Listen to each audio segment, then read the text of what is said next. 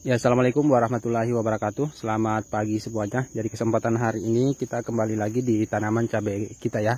Ini tanaman cabai keriting saya, usianya kurang lebih 130 harian setelah kita tanam.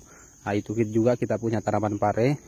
Dan ini tanaman cabai ori saya kurang lebih 150 harian. Jadi selisih 20 harian lebih duluan daripada tanaman cabai keriting saya. Dan ini kemarin saya tinggalkan kurang lebih menghampiri 20 hari ya. Kebetulan saya keluar kota. Jadi selama saya keluar kota itu tidak di tempat, di daerah itu tidak ada yang lakukan perawatan, hanya dilakukan proses pemanenan. Nah, seperti itu. Buahnya lumayan lebat ya. Kondisi cabai ori 212, tapi masih aman-aman aja ya. Kurang lebih hampir 20 harian kita tidak rawat, tidak pernah disemprot, tapi masih oke-oke lah. Seperti itu ya. Seperti itu. Ini cabai ori 212 ya, jarak tanamnya itu kurang lebih 50-50, dia model sejajar ya, 50 ke depan, 50 ke samping, kurang lebih ya, seperti ini. Tapi ini belum terlalu maksimal ya, belum terlalu kelihatan maksimal, tapi ini sudah panen ke berapa ya, banyak lagi buahnya yang merah. Ini sudah panen ke-5 ya, kalau nggak salah. Ini kan usia ori saya kurang lebih 150 harian. Itu saya sudah pasangi tali lanjaran yang kedua. Tali lanjarannya itu sudah kita tambah ya, 1 terus 2. Ini tali lanjarannya itu saya menggunakan tali bel ya, plastik bel. Itu sudah ada lagi yang mulai rapat, apalagi yang di bagian sini ya. Yang ini jalan perawatannya ini hanya sekitar 120 cm jalan perawatannya, ada juga 130 cm, ada juga 150 cm, menghampiri 2 meter juga. Ini yang paling rapat itu 120-an cm jarak antar bedeng. Sudah ada lagi yang rapat. Nah, ini seperti ini ya. Sudah rapat di bagian atas. Jadi itu yang perlu kita perhatikan itu kalau misalkan menanam cabai, apalagi cabai-cabai ori kan yang tinggi. Jarak antar bedeng jangan terlalu rapat, karena itu kalau misalkan terlalu rapat itu bisa akan menyentuh. Apalagi kalau misalkan kita tanam di dataran tinggi, itu tanaman cabai kita lebih tinggi lagi.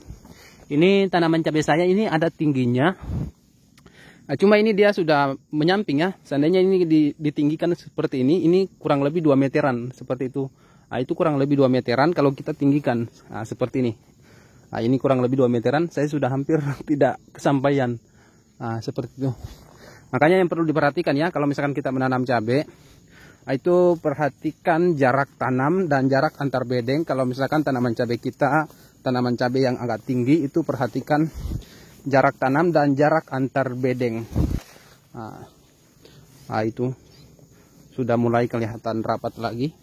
Dan ini alhamdulillah ya, kurang lebih 15 harian itu kita tidak semprot, tapi masih alhamdulillah masih aman dari serangan hama lalat buah. Tidak ada buah yang rontok akibat hama lalat buah ya, tidak ada. Itu bisa kawan-kawan perhatikan ya, itu ajaibnya. Tidak ada buah yang rontok akibat serangan hama lalat buah, padahal kita tidak rawat itu kurang lebih 15 harian, hampir 20 harian.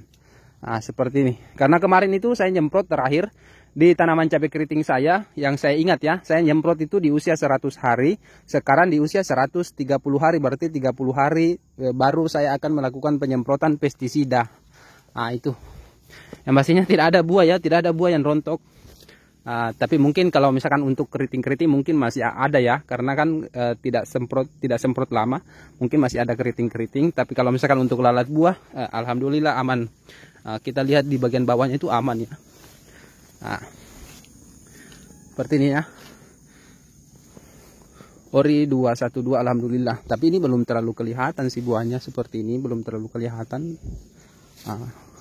Seperti ini masih keluar tunas masih keluar bunga ya, belum terlalu kelihatan.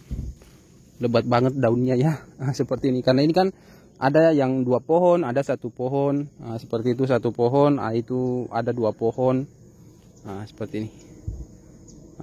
Ini kita akan melakukan penyemprotan ya. Kita langsung saja perlihatkan apa yang akan kita gunakan untuk penyemprotan kali ini. Dan inilah campuran obat yang akan kita gunakan. Ada pupuk daun, fungisida, insektisida, dan perekat. Untuk insektisidanya kita menggunakan 2 jenis insek. Yang pertama untuk pupuk daunnya masih menggunakan Merauke Flex G ya. Ini dia dominan kalium, mengandung magnesium, dan mengandung trace elemen ataupun beberapa unsur hara mikro. Ini pupuk daun untuk masa pembuahan. Seperti ini ya. Ini bisa menggantikan Gandasil. Ini kita gunakan dosisnya 2 sendok makan per tangki 15 liter. Terus fungisidanya kita menggunakan fungisida Basnil, bahan aktifnya klorotalonil. Ini untuk pengendalian penyakit Phytophthora. Penyakit Phytophthora itu busuk batang, busuk ranting, busuk pucuk, ataupun busuk daun.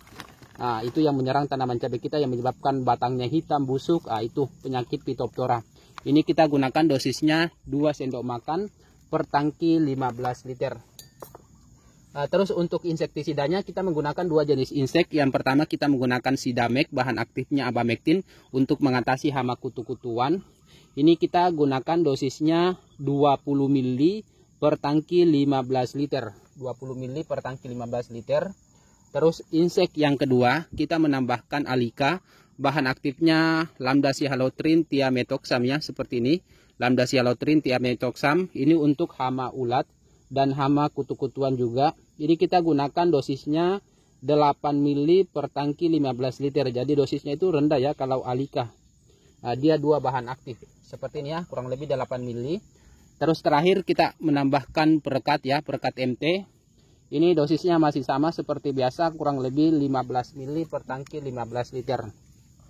Ini tinggal kita aduk dan akan kita masukkan ke dalam tangki penyepraian.